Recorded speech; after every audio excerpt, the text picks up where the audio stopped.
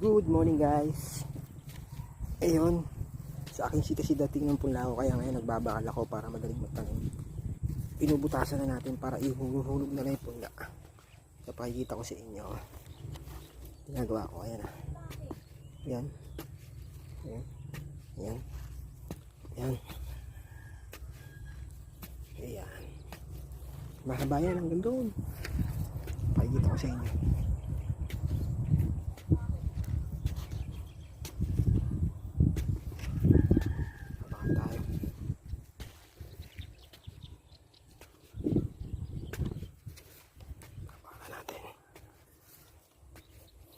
Babakalan natin yan para magiging butas yan. Ihulog na lang natin yung punong kamatis at sili dyan. Yan, tuloy-tuloy lang yung pagbabakal natin.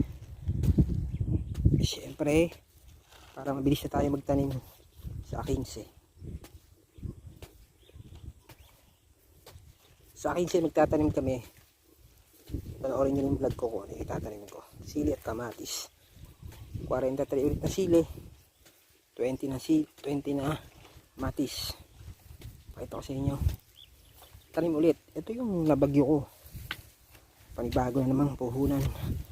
Panibago na naman tanim. Pero syempre, para makabawi, tanim lang ng tanim. Mahaba yan. Ito. Yan. Yan. Ito mo. Lahat yan tatam na natin ng silit kamatis. Yan. Bakal ulit.